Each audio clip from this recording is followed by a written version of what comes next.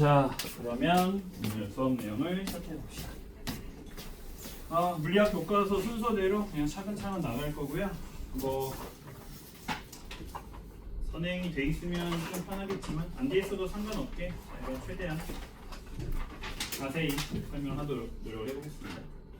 질문 있으면 바로바로 질문해 주면 되겠고, 오른쪽에 필기 공간에다 여러분들 필기해 주셔도 되는데, 필판에 적는 내용 중에 많은 내용들이 프린트에 있는 내용들이니까 굳이 전부 다 적을 필요는 없고, 내가 강조하는 거나 요건 프린트에 없는 거다 뭐 이런 식으로 얘기를 하는 것들만 적어도 괜찮으니까 필기에 너무 부담 갖지 말고 적당히 해주시면 됩니다.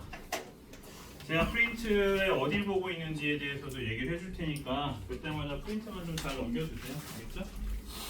자, 그래서 오늘 첫 번째 물리 파트에서는 제 첫 번째 단원 운동의 평형성, 운동의 평형이라고 하는 내용부터 시작을 하고요. 자, 그와 관련된 가장 중요한 물리량 중에 하나인 힘에 대한 정의부터 짚고 넘어갑니다. 자, 힘. 자, 물리학에서 말하는 힘이란, 우리 중학교 교과서에서 얘가 뭐라고 나와 있냐면 프린트에 나와 있는 것처럼, 자, 모양이나 운동 상태를 변화시키는 원인이다 라고 나와 있는데, 자, 우리가 어디에 이제 집중하게 되냐면 요 운동 상태를 변화시키는 원인이다. 자, 여기에 우리가 집중을 하게 된다. 그래서 이미 여러분들이 통합과학에서도 한번 봤다시피, 자, 이 운동 상태라는 말을 우리 물리학에서는 뭐라고 해석하기 때문에, 자, 얘를 속도라고 해석을 하기 때문에 결국 힘이라고 하는 것은 속도의 변화를 만드는 물리량이며, 이 속도의 변화를 나타내는 물리량이 바로 무엇이다? 자, 가속도임을 우리 통합과학 1에서 이미 한번 배웠죠? 그래서 우리는 이제부터 사실상 힘은, 자, 무엇과 비슷한 물리량이다? 가속도와 비슷한 물리량이다 라고 받아들일 수 있는 내용입니다. 자, 힘이 있으면 뭐가 있다? 가속도가 있는 거고요. 가속도가 있다면 물체는 뭘 갖고 있는 거예요? 힘을 갖고 있는 거예요. 그죠? 그래서 힘과 가속도는 사실상 동일한 존재다, 이렇게 우리가 볼 수 있는 거죠. 자, 힘이 존재한다. 힘이 존재한다 그러면 당연히 뭐도 존재하는 거야? 가속도도 존재하는 거예요. 그지? 자, 가속도를 갖고 있는 물체의 운동 우리가 뭐라 부른다? 가속도 운동이라고 부르는 거지. 그지? 그러면 우리는 물체에게 가해지는 힘이 0이 아니라면 물체는 무슨 운동을 한다? 가속도가 있는 운동, 가속도 운동을 한다, 이렇게 볼 수 있는 거고. 그지? 만약에 내가 가하는 힘이 일정하다. 자, 힘이 일정하면 어떤 운동을 해야 되겠어? 그렇지, 가속도가 일정한 운동을 해야 되겠지. 그지? 그래서 가속도가 일정한 운동, 즉 등 가속도 운동을 한다. 자, 이렇게 우리가, 자, 힘이 있을 때 가속도의 존재에 대해서 생각할 수 있다는 거죠. 너무나 자연스럽게 여러분들이 힘이 있으면 가속도가 있을 것이다, 가속도가 있다면 힘이 있을 것이다, 힘을 가지고 가속도를 구해야 되겠다라는 생각들을 물리 문제에서 해줄 수 있어야 된다. 자, 이제 우리가 이번 동에서 힘을 찾는 작업들을 많이 하게 될 텐데, 그때 꼭 필요한 요소들 몇 가지를 정리합니다. 자, 첫 번째, 자, 힘을 구성하는 요소. 여러분들 알고 있다시피 힘은 아주 대표적인 무슨 양이냐면 벡터 양이에요. 자, 우리 통합과학 1에서 벡터가 무엇인지 배웠지? 자, 벡터가 뭐였지? 벡터 방향과 크기를 갖고 있는 물리량이었단 말이에요. 그치? 자, 그래서 얘는 크기뿐만이 아니라 무엇을 갖고 있어? 방향을 갖고 있어. 자, 그런데 자, 힘은 다른 벡터들과는 다르게 이 방향과 크기만 강조하는 게 아니야. 자, 항상 힘을 설명할 때 뭘 얘기해? 힘의 3요소를 얘기한단 말이에요. 그치? 자, 그러면 항상 갖고 있는 방향과 크기 말고도 중요한 게 한 개 더 있다는 얘기지. 그치? 바로 무엇이다? 자, 작용점이라고 하는 것이야. 바로 이 힘이 어디에 가해지고 있느냐라는 이 지점이 중요하다는 거지. 다른 벡터는 얘가 중요하지 않아. 자, 힘이라는 벡터만 이게 중요하다. 자, 그래서 다른 벡터들은 그냥 화살표로만 표현을 해. 자, 뭐와 뭐를 표현한 거야? 방향과 크기를 표현한 거야. 그지? 방향을 어떻게 표시할 수 있어? 화살표가 가리키는 곳. 그지? 그 다음에 크기를 어떻게 표시할 수 있어? 화살표의 길이. 그런데 힘은 다른 벡터들과는 다르게 무엇을 추구한다? 작용점이라는 걸 추구한다는 거예요. 바로 이 화살표의 시작이 어디에 있는지가 중요하다는 거지. 알겠지? 그래서 힘을 표시할 때는 이 작용점을 이런 식으로 강조하는 경우들이 많다. 자, 그런데 나는 여기다가 한 가지를 더 기억하는 걸 항상 강조를 한다. 힘을 기억할 때 우리 교과서에서 나오는 이 3요소 말고 한 가지를 꼭 더 기억하고 있어야 돼. 자, 너희가 이미 물리 통합과에서 배웠다시피 힘이라고 하는 건 상호작용을 배웠어. 상호작용이라는 건 뭐야? 서로 주고받는다는 뜻이지, 그지? 그러면 힘을 받는 애가 있으면 뭐가 있어야 돼? 힘을 주는 애가 있어야 돼, 그지? 항상 우리는 이 3요소 말고도 무엇을 같이 기억하고 있어야 된다? 자, 힘을 주는 물체가 무엇인지에 대해서 항상 기억하고 있어야 돼. 굉장히 중요한 내용이다. 자, 앞으로 우리가 힘을 정리할 때 내가 항상 이 네 가지 요소를 얘기를 할 거야. 이 네 가지 요소가 모두 중요한 힘도 있고 네 가지 중에 3개 혹은 2개만 중요한 힘도 있겠지. 자, 이런 것들이 중요한 힘들을 항상 신경 써서 자, 너희들은 웬만하면 4요소라고 기억하고 정리를 해주면 좋겠다. 자, 다들 알고 있다시피 힘의 단위는 자, 뉴턴을 사용을 하죠. 뭐 옛날에는 이 뉴턴이라고 하는 단위 대신에 뭐 킬로그램 F 같은 단위도 사용했었는데 요즘은 사용하지 않으니까 몰라도 괜찮아요. 일단 뉴턴만 기억해주면 되겠고. 자, 그래서 우리는 이제 어떤 물체에게 힘이 가해질 때 이것들을 합치는 작업을 할 겁니다. 자, 이걸 우리가 뭐라 부른다? 힘의 합성이라고 부른다. 자, 여기에서 우리 교과서에서 나오는 방식. 자, 우리는 주로 어떤 경우만 다루게 될 거냐면 힘이 2가지 방향만 존재하는 경우만 배울 거야. 즉 모든 힘들이 어떤 경우? 자, 모든 힘들이 나란한 경우. 같은 방향일 수도 있고 반대 방향일 수도 있지만 어쨌든 직선상에 배열될 수 있을 경우만 우리가 다루게 될 거야. 알겠지? 자, 근데 우리 교과서에는 밑에 있는 이 표처럼 나와 있어. 근데 우리 굳이 이럴 필요 없다. 자, 우리는 이 벡터라고 하는 걸 어떻게 연산하는지 우리 앞에서 배웠기 때문에 아주 간단하게 식을 정리해 줄 수 있어. 일단 가장 중요한 거 첫 번째. 자, 힘의 합성에서 너희들이 꼭 기억해야 되는 첫 번째 규칙은 바로 무엇이다? 바로 반드시 뭐가 같은 힘들만 자, 우리는 작용점이 같은 힘들만 더할 수 있어. 작용점이 같은 힘들만. 자, 작용점이 다른 힘들은 자, 서로 작용한 것이 다르면 그 힘들은 더할 수 없다라는 것이 힘의 중요한 규칙이야. 상식적으로 생각해보면 너무 당연한 얘기지, 그지? 서로 작용한 것이 다른데 두 힘을 더한다 말도 안 되는 거야. 자, 항상 작용점을 확인을 해줘야 되는 거고. 자, 그 다음 뭐 해주면 된다? 자, 우리가 앞에 통합과학에서 이미 정리했었어. 방향을 표시할 때 우리가 직선상에서의 방향 어떻게 표시했었지? 직선상에서의 방향 부호로 표시했었단 말이야, 그지? 자, 바로 방향을 뭐로 바꿔주면 하면 된다? 자, 플러스 마이너스 부호로 바꿔주기로 하면 된다는 거예요. 자, 밑에 있는 프린트를 보시면 같은 방향일 때랑 반대 방향일 때라고 나눠서 굳이 얘기를 하고 있는데 그럴 필요가 없다는 거야. 자, 그냥 어떻게 하면 된다? 자, 물체가 이렇게 있고 한 물체에 작용하는 2개의 힘이 있어. 자, 오른쪽으로 작용하는 힘이 5N의 크기고 왼쪽으로 작용하는 힘의 크기가 3N이라는 말이 나와 있다. 여기다 뭐만 해주면 된다? 방향을 부호로 표시하는 작업을 해주면 된다는 거예요, 그지? 우리 일반적으로 오른쪽을 무슨 부호로 표시해? 플러스를 표시하지, 그지? 그러면 여기를 플러스. 그럼 자연스럽게 왼쪽 방향이 3은 뭐가 붙어? 마이너스가 붙게 될 거고 이 둘을 그냥 뭐 해주면 된다? 더해주면 된다는 거지. 자, 그래서 결국 이 두 힘을 더한 힘의 합성의 결과는 자, 플러스 2. 자, 플러스 2 우리 어떻게 해석해야 돼? 플러스가 뭐였으니까 방금? 오른쪽이었잖아, 그지? 얘를 어떻게 읽으면 되는 거야?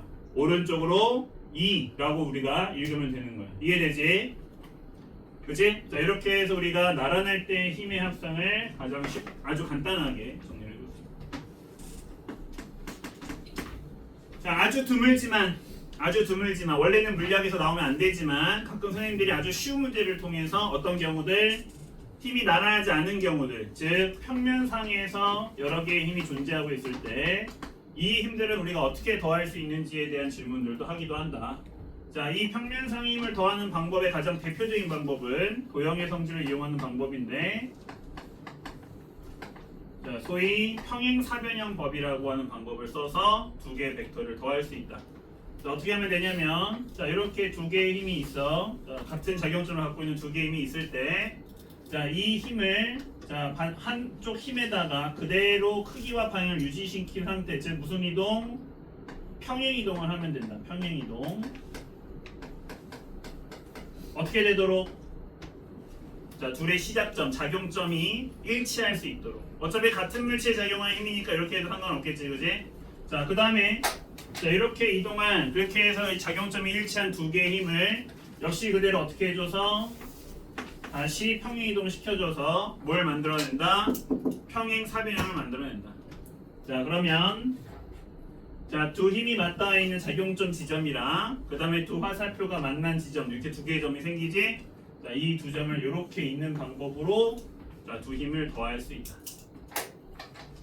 자 우리 물리학에서는 이렇게 각도가 애매한 경우들은 잘 나오지 않고 주로 어떤 경우가 나오게 돼? 자, 주로 두 개의 힘이 수직인 경우가 주로 나오게 돼.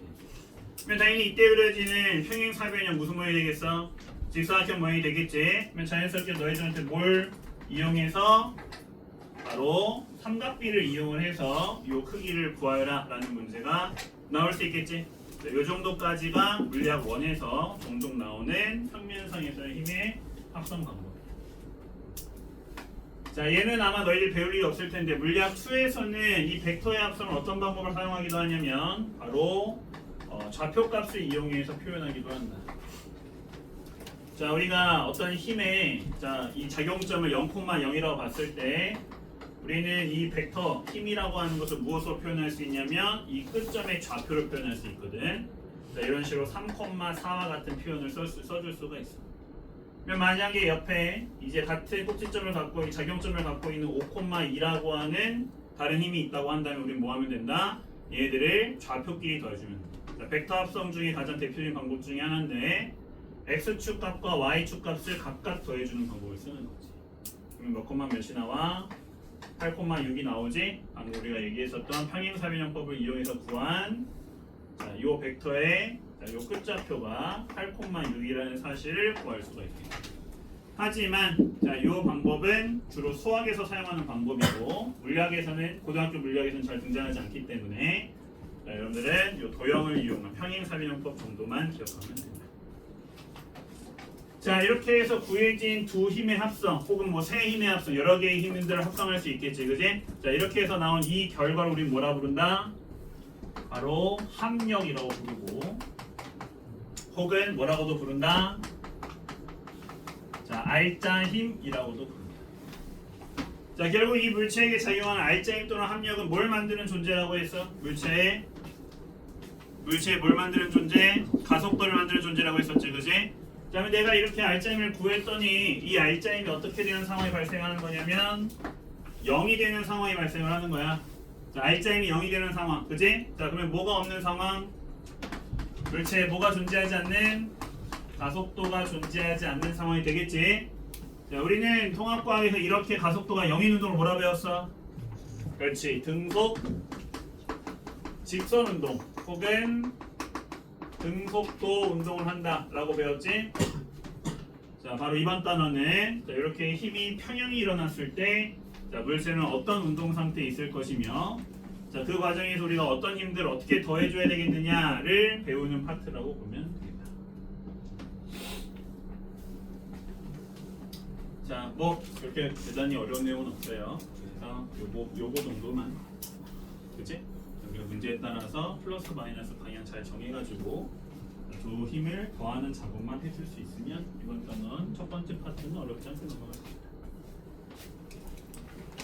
자 여기까지 질문 있습니까? 자, 방금 설명한 내용이 이쪽의 내용이었습니다. 넘어가서 자, 왼쪽부터 지울게.